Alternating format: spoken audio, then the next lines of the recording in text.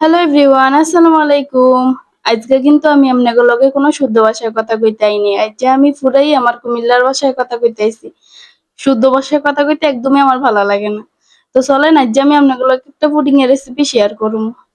তো প্রথমে আমি আধা কেজি দুধ খুব ভালো করে জাল দিয়ে লইছি। তো এরপরেই আমি যে বাটিটার ভিতরে পুডিংটা বানামু এই বাটিটার ভিতরে 2-3 চামচ পরিমাণে চিনি দিয়ে তারপরে এটারে আমি ক্যারামেল বানাই লইছি। বানাই এটা সেট হওয়ার লেগে রাইখা দিয়েছি একটা সাইডে। তো রাইখা দিয়ে যে আমি 4টা ডিম দিয়ে পুডিং বানামু। তো এনো 4টা ডিম আমি খুব ভালো করে ভাইঙ্গা লইতাছি।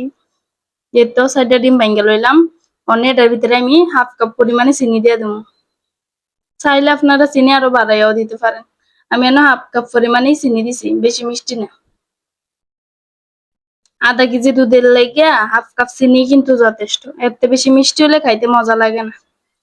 তো এই তো খুব ভালো করে এটারে আমি গুটানাটা করে লইতেছি যতক্ষণ না পর্যন্ত চিনিটা গলতাছে ততক্ষণ পর্যন্ত। তারপরে আমি একটু দিয়া দিমু ভ্যানিলা এসেন্স 1 চামচ দিয়া দিতেছি যাতে ডিমের একটা গন্ধ আছে ওটা না আওয়ানোর লেগে। এই তো দিয়ে আবার খুব ভালো করে এটারে গুটানাটা করে লইতেছি। এই তো খুব ভালো করে এটারে লাইটে লইতেছি। ভালো করে এটারে মিশাই লইতেছি। এই তো মিশানো 1 চিমটি পরিমাণে একটু লবণ দিয়ে দিমু। আপনারা চাইলে নাও দিতে পারেন। মিষ্টি জিনিস আসলে আমার কাছে লবণ না দিলে ভালো লাগে না। তার লেগে আমি এনো মিষ্টি দিয়া দিলাম একটু।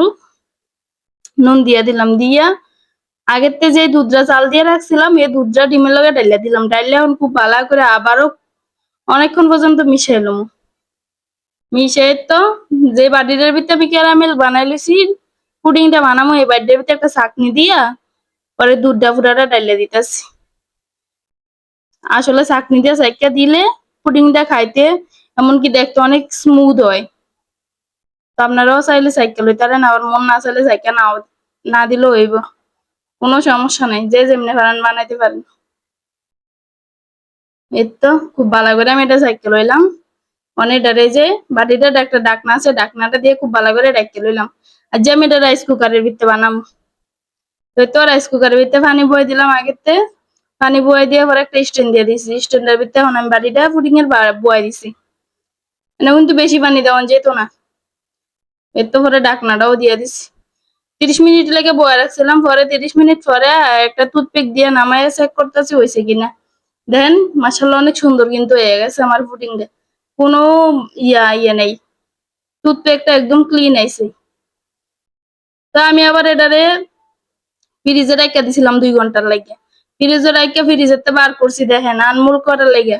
আমার পিচ্চি একটা মাইয়া আছে এটারে খাবলা দিয়ে দিছি বাসকাইয়া। তো আর কি করার, কিছু করার নাই। এটারই আনমোল করতেছি। আপনারা আবার কিছু মনে করেন না। তো দেখেন এটার আমি আনমোল করবো কি, এটার লগে আমি জোরেই পারতাছি না, এটার আমি তুলতেই পারতাছি না কোনো মতে। তো বোঝা গেল যে এটা 2 হাত ছাড়া হইতো না। তো এই তো কোনো মতে 2 হাতের উড়ে আপনাকে সামনে একটু ডং করে আবার উড়ানোর চেষ্টা করলাম, উড়াইলাম। দেখেন মাশাআল্লাহ পুডিংটা কিন্তু সেই হইছে। খাইতে যে মাশাআল্লাহ কি বালা হইছে কইয়া বুঝাই পারতাম না। যারা যারা খাইছেন না এখনো কিন্তু সময় আছে, বানায় খাইয়া আমারে জানাইবেন কেমন হইছে। দেখেন মাশাআল্লাহ অনেক শক্ত হইছে কিন্তু পুডিংটা। এটা আচার দিয়েও ভাঙতে পারতেন না এমন শক্ত হইছে মাশাআল্লাহ। দেখছেন খাইতে কিন্তু মেলা ভালো হইছে, খাইতে সেই টেস্ট হইছে।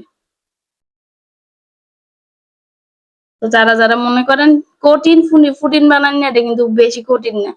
দেখছেন ভিডিওটার ভিতরে একটু বড় মনে হইতে পারে কিন্তু কোনো সমস্যা নেই, এটা কোনো কঠিন কাজ না, একদম সহজ কাজ। যারা যারা পারেন না অবশ্যই ভিডিওটা দেখে বানাই লইবেন। আর যে আমার কথাটি কেমন লাগছে অবশ্যই কেউ কমেন্ট বক্সে জানাইয়েন। আসলে এমনি কথা কেউ অভ্যস্ত নাই তো, তাই কেমন হচ্ছে জানি না। ভালো থাকেন, আসসালামু আলাইকুম।